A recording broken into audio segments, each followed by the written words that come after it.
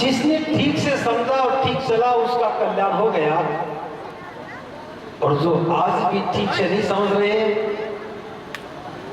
बाबा साहब की जयंतियां मना रहे हैं, मंच पर नौटंकियां कर रहे हैं,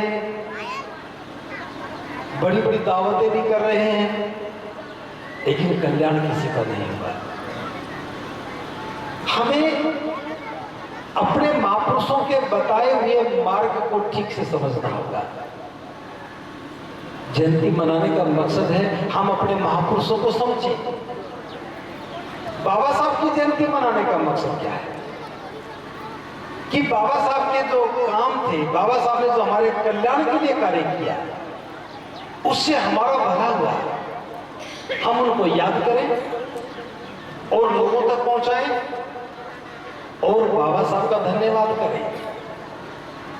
अभी 18 मार्च को हमने एक निर्णय लिया, पूरे देश के लिए निर्णय लिया कि बाबा साहब को पूरी दुनिया ज्ञान का प्रतीक मानती है। किसका प्रतीक? ज्ञान का प्रतीक मानती है। और हम काम सारे अज्ञानता के करते हैं। बाबा साहब की जयंती में अगर ज्ञान की बातें नहीं करेंगे, ज्ञान को बढ़ाने की बातें नहीं करेंगे, जीवन को संवारने की बात नहीं करेंगे, कुप्रथाओं को, गलत मान्यताओं को तोड़ने की बात नहीं करेंगे, मान सम्मान और स्वाभिमान से जीने की बात अगर नहीं करेंगे, तो फिर बाबा साहब की जयंती मनाने का क्या मकसद? थोड़ा सोचिए। अगर हम बाबा साहब की बात करें, बाबा साहब ने जो 10वीं पास की, उस समय 3rd डिवीजन से पास की, 3री डिवीजन से पास की। ऐसे बच्चों को हम क्या कहते हैं? जो बिल्कुल 35% नंबर लेके पास हो, क्या कहेंगे? ये बच्चा होशियार नहीं है, कहते हैं ना। जब बीए पास किया, उस समय भी बहुत कम नंबर थे। आज जो लोग सोचते हैं उस हिसाब से तो किसी भी पुरस्कार के पात्र नहीं थे, लेकिन साहू जी महाराज, सयाजी गायकवाड़, सयाजी गायकवाड़ की एक इच्छा थी, जो बड़ौदा के महाराजा थे, कि मैं कुछ प्रतिभाशाली छात्रों को विदेश में भेजूं।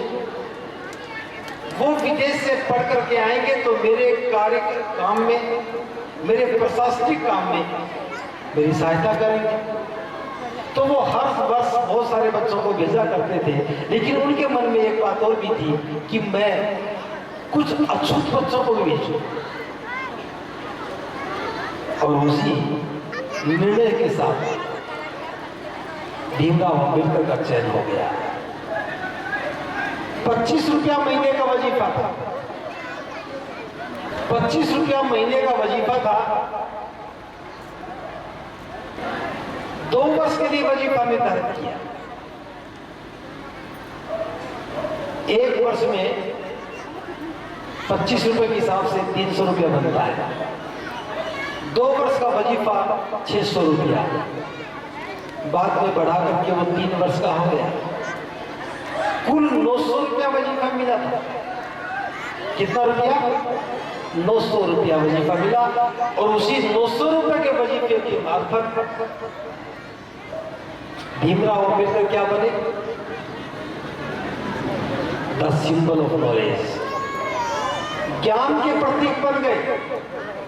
इस दुनिया में सबसे ज्यादा पढ़ा लिखा व्यक्ति अगर कोई है तो वो बाबा साहब डॉक्टर अम्बेडकर है। भले 10वीं में ज्यादा नंबर नहीं थे, भले बीए में ज्यादा नंबर नहीं थे, लेकिन विदेश जाकर के पढ़ने का मौका मिला तो क्या मिला? वहां भेदभाव नहीं था, वहां छुआछूत नहीं थी, वहां गैर बराबरी नहीं थी। तू आगे बैठेगा, ये पीछे बैठेगा, ऐसी बात नहीं थी। जेब में पैसा भी नहीं था। कभी पैसा हुआ तो खाना खाया, नहीं हुआ तो नहीं खाया। 18 घंटे लाइब्रेरी में बैठ करके पढ़ने का मौका मिला। और उसी अवसर की बदौलत एक सामान्य बुद्धि का बच्चा दुनिया के सामने ज्ञान का प्रतीक बनकर के आया, ज्ञान का प्रतीक बन गया। ये बात इस समाज के हर बच्चे को मालूम होनी चाहिए, ये बात इस देश के हर व्यक्ति को मालूम होनी चाहिए। यहां प्रतिभा का मतलब नहीं है,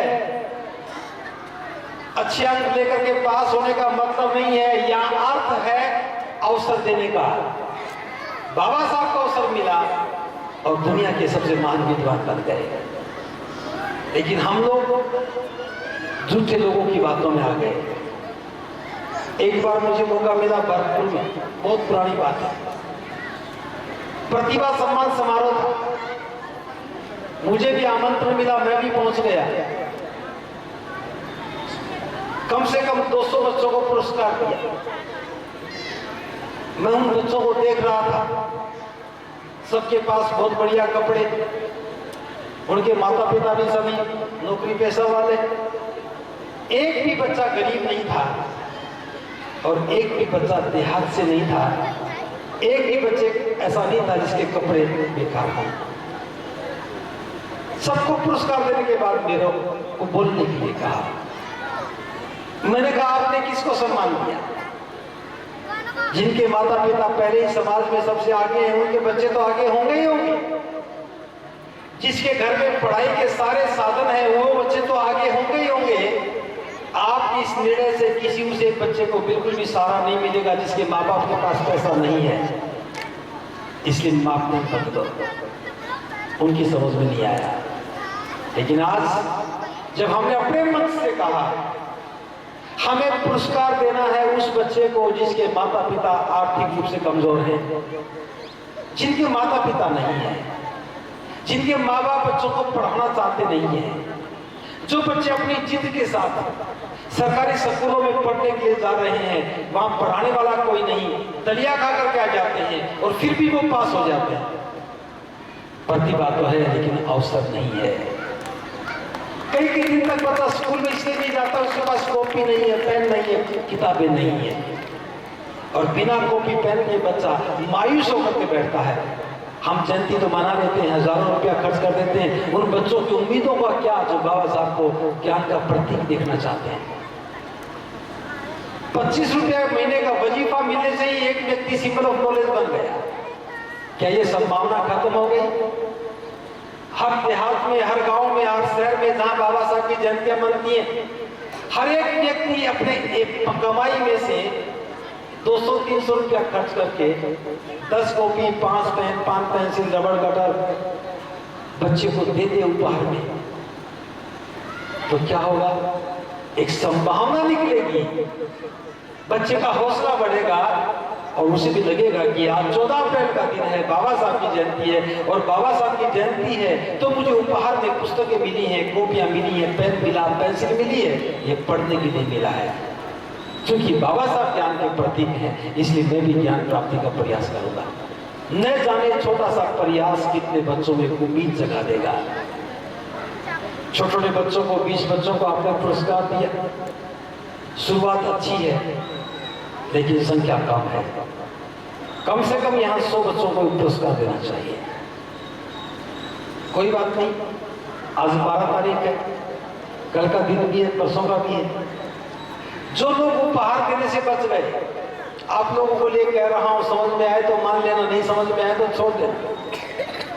बाजार में जाकर के कॉपी पेन खरीदना और 14 अप्रैल को अपने पड़ोस में पढ़ने वाले उन बच्चों को जिनके माता पिता की आर्थिक हालत अच्छी नहीं है, बच्चा पढ़ना चाहता है, उसके घर में जाकर के उपहार देकर के आना, एक नई परंपरा बनाना। और ये बात मैं बता क्यों कह रहा हूं, इसके पीछे ऐतिहासिक कारण है। बाबा साहब पहली बार पढ़ने के लिए गए तो छात्रवृत्ति मिली थी, लेकिन बाबा साहब और पढ़ना चाहते थे, साधन नहीं थे। सयाजी गायकवाड़ का जो दीवान था वो बाबा साहब को आगे नहीं पढ़ने जाना चाहता था, चिट्ठी लिख लिख करके उसे वापस बुलाया। बाबा साहब की तमन्ना थी मैं और पढ़ूं। कुछ पैसा इकट्ठा कर लिया था।